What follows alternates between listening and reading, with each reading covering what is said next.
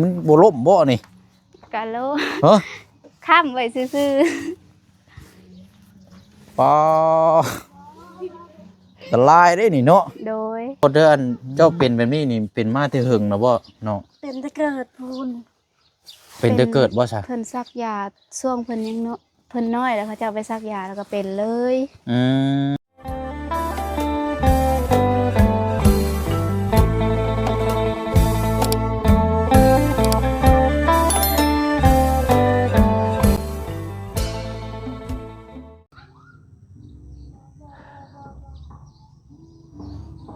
พี่น้องเนาะเปิดภาพเปิดกล้องมาพบมาเจอกันอีกคือเก่าเลยพี่น้องเด้อเนาะอยู่หน้าบ้านเฮือนซานเนาะเป็นเคสของทางน้องลอยเนาะแม่ลูกน้อย3 เดือนที่ว่าผัวแล้วก็ไปเฮ็ดเวียกเฮ็ดงานทางฝั่งไทยแล้วก็แม่ก็เสียชีวิตแล้วก็พ่อได้ไปเอาเมียใหม่เนาะแล้วก็ทางน้องเพิ่นอยู่นํกันตอนนี้นี่อยู่กับเอื้อยเนาะเอื้อยก็เป็นไหวพี่น้องเอ้ยว่าบ่ได้เนาะแล้วก็กับน้าสาวหรือว่าป้านี่แหละพี่น้องเอ้ยนั่นก็พิการเนาะพี่น้องเนาะโอ้ยเนาะมื้อนี้ก็เลยบุกตามมาเบิ่งน้ำกันเนาะพี่น้องเนาะบ้านเฮือนซานตามคำเรียกร้องเนาะพี่น้องเนาะกราบทักทายสบายดีและสวัสดีพ่อแม่พี่น้องเบิดสุขุสุคนเด้อพี่น้องเด้อเนาะพบเจอกันอีกคือเก่าคือเดิมพี่น้องเนาะเอากะนี่แหละพี่น้องเนาะถือว่าเป็นอีกเคสหนึ่งเนาะอยู่บ้านนาคำใต้เนาะนาคำใต้ก็แม่นซอยที่ทางผู้เสียงยืนเข้าไปนี่ก็แม่นว่าอยู่ครอบครัวเนาะทางน้องชายและพี่น้อยเนาะที่มาเป็นลามมาขอเมียให้เรากับทางลุงเฮิมมาแล้วพี่น้อยแต่ว่านี่ก็เขาเจ้าก็เป็นญาติพี่น้องกันเนาะพี่น้องเนาะเอาเขาได้มาแล้วมาฮอดจดถึงแล้วก็เบิ่งน้ำกันพี่น้องเนาะบ้านเฮือนซานลานแป้นเป็นจังใดเนาะพี่น้องเนาะผักกระจาดเนาะสิรุดเบิดแล้วนี่โอ้ยหนักอยู่ได้นี่พี่น้องเนาะรูปร่างบ้านเฮือนซานลานแป้นก็ถือว่าเป็นเฮือนทรงโบราณเนาะพี่น้องเนาะทรงรุ่นเก่ารุ่นก่อนหั่นแต่ว่าผักกระจาดนี่ไปเบิดเลยเนาะทุกคนแท้นี่เนาะเฮือนเจ้านั่นติดอยู่หิมทางเลยนี่เนาะโอ้ยเอาโดยสบายดีเนาะใช้สายผู้นั่นนะคุณนิลาน้องบ่คุณนิลานออนไลน์บ่โดยผู้นี้ไผสายผู้นี้นะน้องสาวลาน้องสาวลาน้องเจ้านั่นบ่น้องทิ้งโอ้เดี๋ยวพอเสียงนี่ไม้ก่อนมาแต่ใช้น่ะคือไพ่กระเป๋ามาแต่โรงเรียนแต่โรงเรียนโดย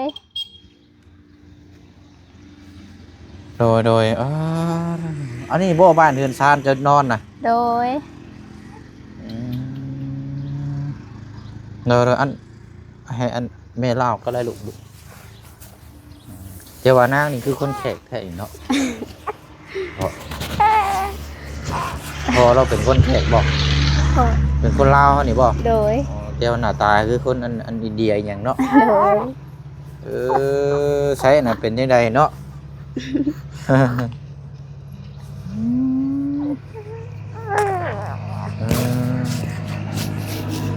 หากมาแต่บ้านน้องขวัญบ่โดยคันวานนางลงนี่เป็นบ่อยู่บ่ลูกเจ้าบ่อยู่ต้องอุ้มหวนบ่โดยตัวเนาะตัวว่าเฮือนกับพากระจาดอ้อมแอมบ่เลยเนาะโดยอันน่ะแอมกับบ่วิทย์ซับอันนี้เนาะโดยยังปึ้งปิ้งอยู่ฝนตกกับเปียกเบิดฝนผ้าเขาบ่มันเด้มันถึงเด้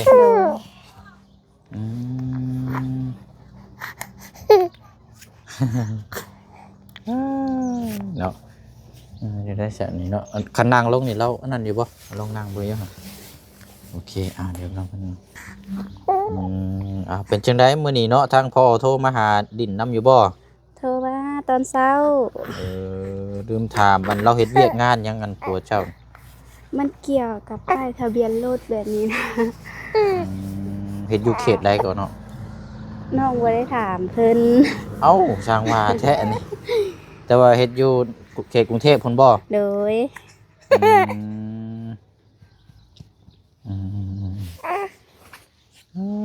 เอ้ารู้สึกว่าคือว่ามีคือจัดมีงานมีหยังบ่นี่นะ งานแต่งพอวานนี้ อ๋อ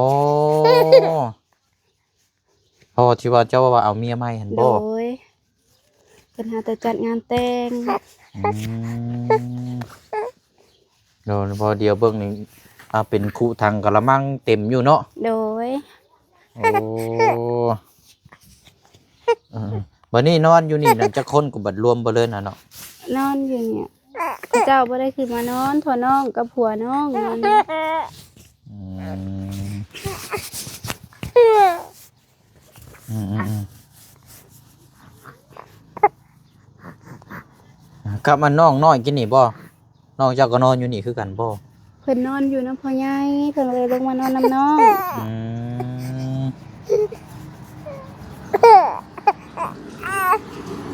ยังแอวบ่ดับบัดนี่ เดี๋ยวเฮ้ย อยากเลาะบ่นี่เห็นนะบ่คนนี่เห็นเลยเนาะ โดย ไปหน่อยเนาะอืมใช่อันมันชื่อว่าอันนั่นได้สทั้งที่เจ้าว่าผู้คนพิการนี่ใช่ใช่ คือเพื่อนหลังนั้นเพิ่นคอยมาอยู่เด้ อ๋อแต่ว่าเวลาเขาเว่าเขาอย่างเป็นหูวัดอยู่บ่ โอ้เพราะเพิ่นเป็นรอยซื่อ เป็นเปียเป็นรอยบ่ ๆเพิ่นเป็นก็แต่ยังน้อยเพิ่นก็บ่ได้เป็นดอกเป็นตอนซักยาเอา อืมบ่อยู่ได้เนาะเออเขาเป็นมาจักปีจักเดือนแล้วนะ น้องก็บ่ฮู้เห็นเขาเจะว่าเป็นตอนซักยา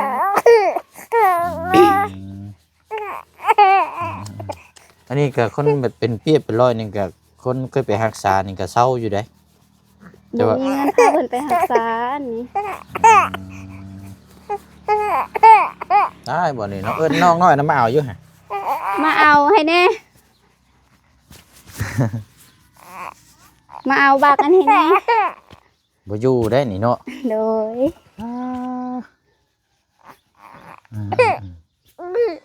อันนี้งานแต่งทั้งพ่อนี่เนาะ โดย ผูกคอต่อแขนเมื่อวานนี่เนาะ โดย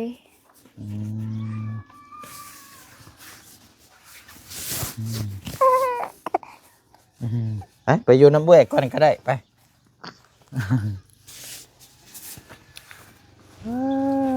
เนาะเอาเดี๋ยวถามทางน้องอันน่า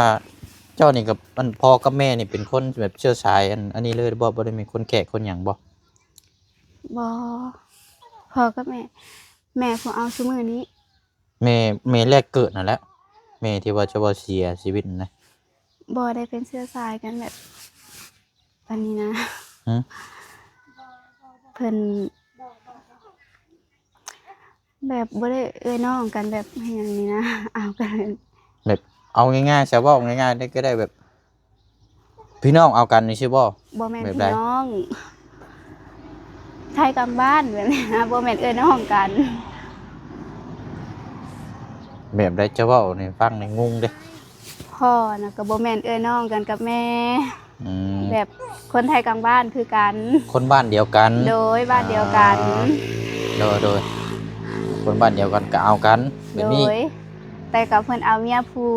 นี่กับบ้านเดียวกันคือกัน แต่ว่าอ้ายอยากรู้จักคือว่าอันพ่อกับแม่เจ้านั่นผู้แท้ๆนั่น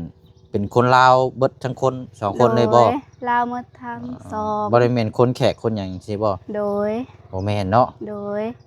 อืม พ่อก็เป็นคนบ้านนี้ แม่ก็บ้านนี้ บ้านเดียวกัน โด เนาะ ย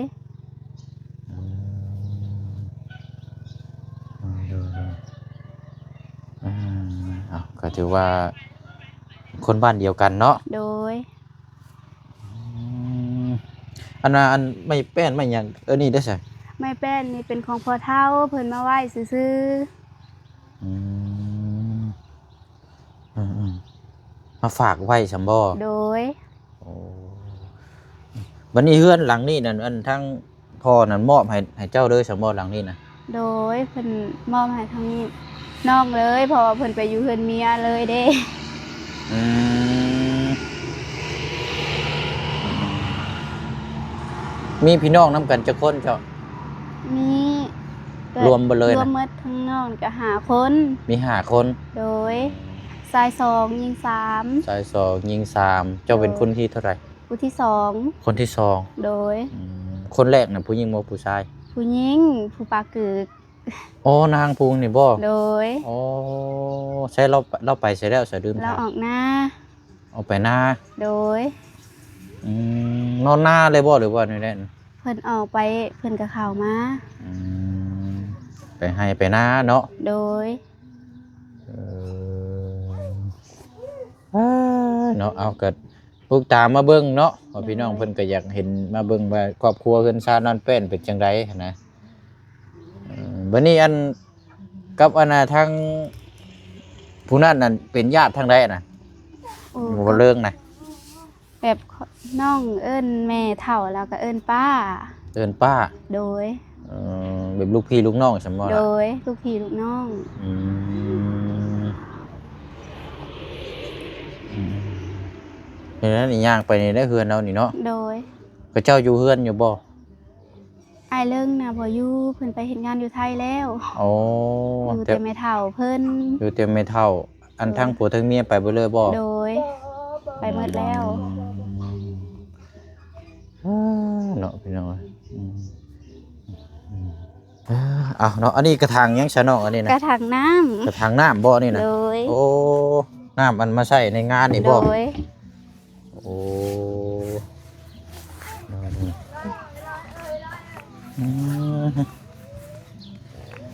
หม้อยังอันนี้ หมอต้มนะ ต้มน้ำเนาะ โดยต้มน้ำส้มอาบให้เนาะผู้น้อยให้แล้ว เอาเป็นยังคือต้มน้ำอาบให้แล้ว เอาเพอช่วงนั้นเพิ่นเป็นตุ่มเลยต้มน้ำส้มอาบแล้วก็หยุดลงโดย แม่นยังอันนี้น่ะน้ำมันมีหยังใส่ล่ะ มีหางไหม้แล้วก็ใบส้มเสี้ยว แปลว่าแก้คั้นแก้หยังนี่บ่ โดย อืมโดยว้าอันเดินกว้างแท้นี่แม่นบ่เลยบ่นี่นะ เดินของพ่อเฒ่าบ่แม่นเดินของน้องดอก เออ ที่อ เอา ยู่ดินเพิ่น เอาคันว่าอัน ดิน เพื่อน พ่อเฒ่า นี่ก็คือเป็นดินของพ่อเฒ่าแม่เฒ่าบ่ โดยเพิ่นให้อยู่ อืมแต่ว่าให้อยู่กับคันว่าอนาคตก็แบ่งเลยแล้วมันจังแล้วเนาะ โดย อืมจังเชื่อบัดว่าอันเขาเจ้าเพิ่นก็มีลูกมีเต้าจังซี่เนาะมัน โดย มันปลูกเฮือนปลูกซานไว้เนี่ยนาถาวรรถดินคอยได้รถบ่แห้งได้เด่นมั่งเฮือนเนาะ โดย อันนี้ก็เว้าถึงอนาคตอันนี้เนาะ โดย อันนี้เนาะมันทานยังซะนี่ ดอนข้าเจ้าครัวกินวานนี้ อืมทานหม่องว่างเฮ็ดอยู่เฮ็ดกินจังบ่ โดย โอ้เนาะอันนี้บ่ได้เก็บบ่น้องคือไว้แบบนี้ได้บ่ เก็บกะป้าเพิ่นยังบ่ทันได้มาเอา อืมโอ้โธ่เนาะมาเบิ่งเท่านี้ก็พอแล้วเนาะเฮือนนี่ก็เนาะ โดย แต่ว่าเว้าถึงนี่ก็ถ้าเปลี่ยนโต๊ะเติมนี่ก็เปลี่ยนแต่ผาเนาะ โดย มากออกเป็นผาแล้วก็ใส่วงกบประตูหน้าต่างก็โอเคแล้วนี่เนาะ โดย ได้อยู่เด้นี่ เพราะว่าทานนี่ก็น่าจะแข็งแรงอยู่เนาะเป็น โดย คือเป็นหยัง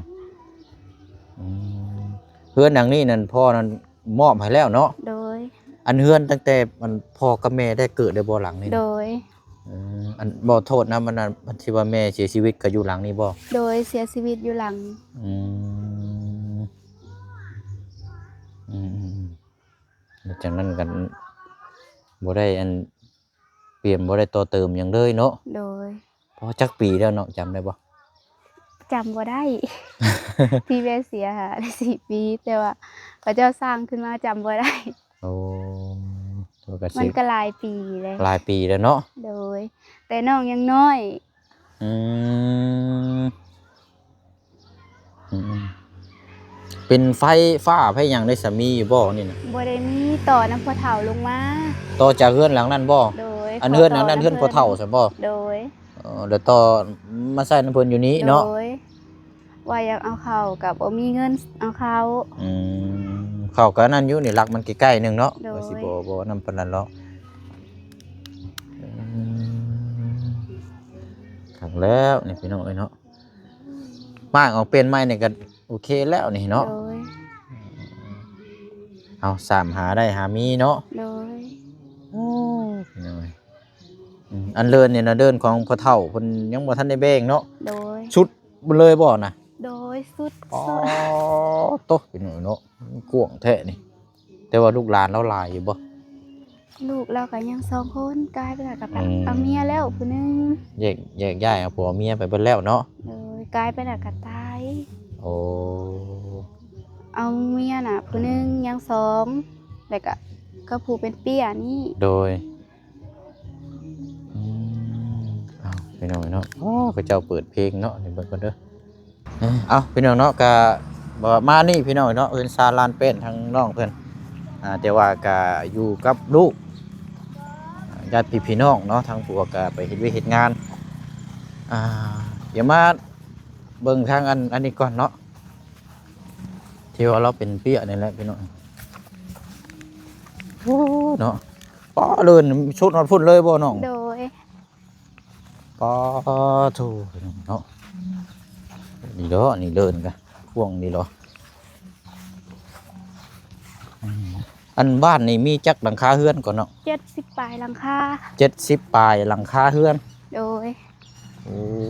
โอ้มีน้ำก๊อกรวมน้ำอีกนี่เนาะ โดยแต่นำกอกตั้งแต่กี่แต่เก่า โดยป้อเมียงนี่มันบ่ล่มบ่นี่ กะโล ฮะ ข้ามไว้ซื่อ ป้อ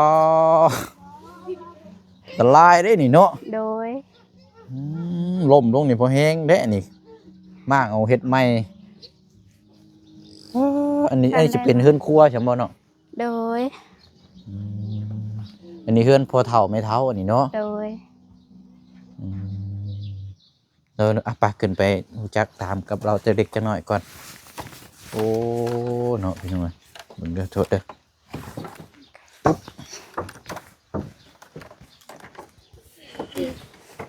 โอ้ยเนาะ สบายดี เป็นจังใดเนาะโดยสบายดีเด้อเนาะเบิ่งก่อนคือมืดแท้นี่พี่น้อง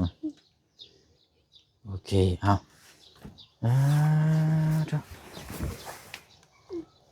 อันชื่อนี่อะไรก็ สื่อออน ชื่อออน โดยถ้าเพิ่นก็ได้ แต่ว่ารับเว้าได้อยู่มันบ่เอ้ย ได้มั้ย อ๋อเว้านั่นได้อยู่เนาะ โดย อันเจ้ายับไปอีกนิดนึงก็ได้เนาะโอเคเอาอะไรเนาะ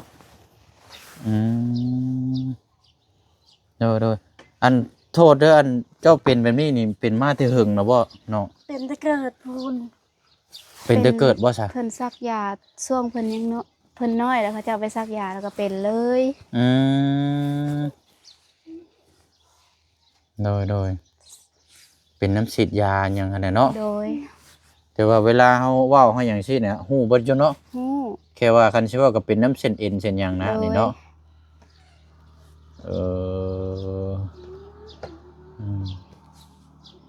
เพราะฉะนั้นไปเคยรักษาทางหยังเป็นปวดนำบ่ซั่นเนาะ บ่เคยไปอยากไปก็บ่มีเงิน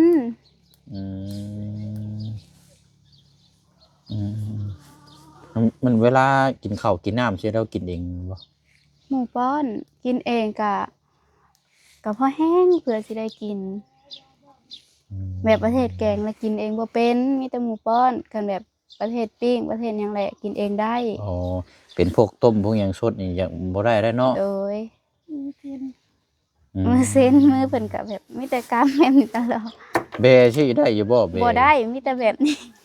แปลว่ามันกรอบเข้าแล้วนะไอ้เนาะ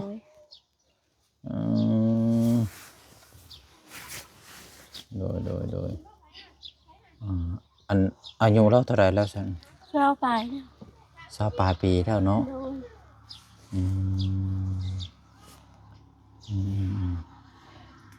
เป็นหน้าสาวใช่มั้ยจะว่านะ โดยเป็นน้าสาว เป็นหน้าสาวเนาะ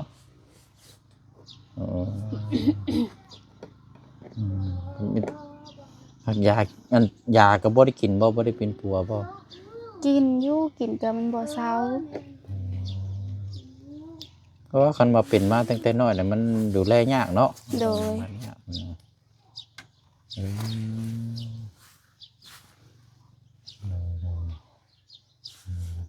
ย เป็นแบบนี้ก็หลายคนอยู่ที่อ้ายไปพบเจอ โดย จะเกิดจากฉีดยาคือกัน โดย จากฉีดยาเนาะอันหนึ่งข้าวหนึ่งน้ำก็อยู่นี่บ่นี่นะ โดยหนึ่งอยู่นี่ อ๋อ ระวังกันแต่ว่านี่ได้มันล่มมันเซ ลม เบิด เดี เลย วยนี้น้องบ่ได้นึ่งน้องนึ่งอยู่ตาราง อืม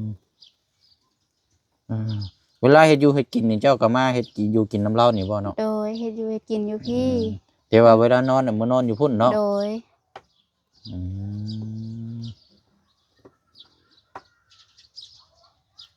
ดูโอ้ยเห็นอันนี้เดี๋ยวเสียวเลยพี่น้อยเนาะ โดย ล่มนี่เรียบร้อยเด้นี่เซ เว ครั ลา บ ล นี่ มมากอะเป็นตาย่านอยู่แต่ว่าเฮ็ดจังได้อยู่เฮือนใหญ่บ่ได้มันมันร้อน อากาศร้อนเนาะ โดย อืม อยากมั่งก็บ่มีเงินเฮ็ดใหม่ อันตรายเด้แบบนี้ อยู่เฮือนใหญ่ยากนํเพิ่นเวลาเพิ่นปวดท้องทายแบบเนี้ย อืมเวลาหลับเวลานอนนี่นอนอยู่เทิงในพุ่นบ่ นอนอยู่เทิงเด้บ่ นอนอยู่เทิงนี้เนาะ โดย แต่ว่าเวลาอันนี้น่ะมันเราก็มานั่งดินอยู่นี้เนาะ โดย อากาศมันเย็นเนาะ คันมื้อใดหลานบ่อยู่ก็ได้อยู่เทิงเพราะว่าบ่มีไผเอาลง อ๋อ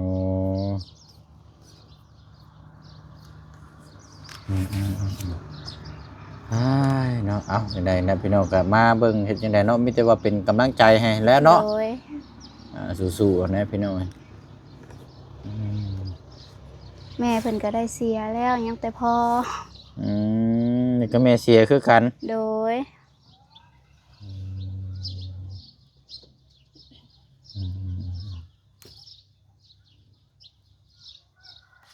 พ่อเพิ่นก็เฒ่าแล้วเพิ่นก็เฮ็ดเวียกหนักบ่ได้เพิ่นก็ผ่าตัด อ๋อพอกระป่วยอีก โดย โอ้ เพิ่นผ่าตัดได้ปีหนึงแล้ว แต่ก็บ่อยากให้เพิ่นเฮ็ดเวียกหนัก เพราะผ่าตัดนี่เฮ็ดเวียกหนักบ่ได้ได้อันตรายเด้ โดย เส้นเป็นหยังมันอันนี้แหละเนาะ โดย อ่า อันนี้ก็ออกมา อืม มันบัทันตาย เจ็บเด้อเนาะผ่าตัดเนาะ โดย คือขายอยู่นี่ก็จะว่าบ่มีผู้ออกไปเบิ่งกัน อื ออกไป ม เบิ่งกัน โดย คำบ่ได้เข้ามา เข้าไปใช่กับประตู ออก เพิ่ มาน ออกหน้าออกไป ออกหน้า เกลือ บ่ ไก่เพิ่น อ๋อเกือใกล้เกือเป็ดเกือใกล้เนาะ โดย เออโดยเนาะพี่น้อยเอาสนอมีแต่ว่าหันแล้วพี่น้อยสู้ๆเนาะ โดย เยี่ยมยามทำข้าวน้ำกันคือว่ากันสิไล่มากกับนี่แหละทั้งเมียของทางบ่เลิงเนาะ โดย เป็นพี่น้องกันเฮากับแบบกันสิไล่มากก็เป็นตะลองกัน โดย เสียงกับเรานี่กับพี่น้องเป็นพี่น้องทางบ่เลิงมีแต่ว่าอันไปอันเข้าน้ำได้ซะเป็นนี่ได้ซะเนาะ ข้าวน้ำกับบางปีก็กุ้มบางปีก็บ่กุ้ม ปีนี้ได้หลายอยู่บ่เข้า ปีนี้ได้ เข้า 90 เอาสักก็จะว่าได้หลายอยู่ดอกเนาะพออยู่พอกินเนาะโอ้บางก่อนพี่น้องบ่ได้ซื้อหยังมาได้มีแต่ว่าอันซื้อหยังก็บ่เสียงลืมได้ ตัวนี้ เอา ซื้อออนบ่ โดย ซื้อออนไลน์เนาะ โดย เอ้ยพี่น้อยเนาะเอาละนั่นเราเนี่ยอยู่ในกินนี่เราบ่ได้คลำบ่ โดยบ่ได้คารา กินอะไรเบิดบ่ โดย อืมเลยเอาซะอันน้องร้อยอันนี้ด้วยไอ้ซอยเราเด้อ โดย แล้วแต่เพิ่นสิซื้อเนาะแล้วจะกินเด้อละขอบใจเด้อ เด้อได้พี่น้องเอ้ยนั่นแหละเอามอบให้เราเนาะ โดย แล้วก็บ่ได้พี่น้องเอ้ยซื้ออยู่ซื้อกินสามีแต่ว่าอ้ายสิได้เดินทางก่อนบัดนี้เด้อล่ะเด้อ เลย เอาอยู่ดีมีแห้งเด้อโอ้ยเอาสบายดีเนาะ สบายดี เป็นกำลังใจให้เด้อสู้ๆเด้อ โทรไปหาผัวก็ถามน้ำเนาะเห็นงานอยู่ไสสิดอก โดย เป็นบ่ฮู้หยัง ผัวเฮ็ดงานอยู่ไสเขตหยังแน่ก็ถามเบิ่งเนาะ โดย เฮ็ดงานเข้างาน 8:00 นเลิก 5:00 นบ่ เข้างาน8 โมงบางทีก็เลิก6มันมีงานโอนี่ อ๋อมีโอทีเนาะ โดยบางที ใคร ก็เลิก รู้ซะเนาะ 8 เออโดยเอาเนาะจังไดก็สู้ๆเนาะเป็นกำลังใจให้ โดย เลี้ยงลูกอยู่บ้านผัวก็เฮ็ดเวียกเฮ็ดงานอยู่พุ่นเนาะ โดย คือกันนั่นแหละพี่น้องไอ้บ่เสียงตะกี้ก็แบบนี้แหละ ลูกน้อยเมียอยู่บ้านผัวนี่ก็เฮ็ดเวียกงานอยู่พุ่น โดย มันโทรเห็นเอามีแต่ว่าเดินทางก่อนเป็นน้องเด้ออยู่ดีไม่แห้งเด้อเด้อเอาสบายดีเนาะโดยไปก็เด้อ เดินทางเข้าไทย โดยเจ้าขอบใจดาราเจ้าโอ้ยเนาะพี่น้องเพิ่นก็เว้าได้เนาะแต่ว่าเกี่ยวกับร่างกายเนาะ อืมเอาเนาะมีแต่ระวังตัวนี้ได้เนาะเบิ่งรถปู๊ ฝนตกแล้วก็บ่มีวันอยู่แล้ว โอ้ยบอกว่าฝนสิตกแล้วน้องเอ้ยเบิ่งในกวนนี่มันคานนี่มันล่มไปเบิดเลยอ้าวเนาะเอาเบิ่งได้เนาะนักห่วงทะนวงในแล้วเพิ่นเว้าพี่น้องเนาะทั้งหลังคาทั้งคือทั้งคางเอาเนาะกัดเพิ่นนี่แหละพี่น้องเป็นครอบครัวอยู่น้ำกันเนาะแต่ว่าแยกย้ายเวลาเฮ็ดอยู่เฮ็ดกินก็กินน้ำกันแต่ว่าเวลานอนก็มื้อนอนอยู่พุทธเนาะอ๋อจ้ะล่มไปแล้วนี่พี่น้องเนาะไปวันนี้พี่น้องเนาะก็อัปเดตเยี่ยมยามเบิ่งเนาะจะได้พี่น้องเฮาเลยติดตามเบิ่งแล้วก็มาเบิ่งน้ำกันกันนี่แหละเฮือนซาลานแป้นเนาะก็ง่ายอยู่พี่น้องแต่ว่าเรื่องสภาพจิตใจเนาะบ่มีผู้อยู่นำก็เลยโศกเศร้าคิดฮอดนะพี่น้องเนาะไปรถบ่เสียงก็จอดอยู่พุ่นแล้วพี่น้องก็สิได้ขอตัวเดินทางลาพี่ลาน้องไปก่อนเด้อพี่น้องเด้อเนาะแบตโทรศัพท์ก็เบิดแล้วพี่น้องเนาะพบเจอกันในคลิปหน้าเนาะคลิปนี้ลาแล้วพี่น้องบ๊ายบายเด้อพี่น้องเด้อสบายดี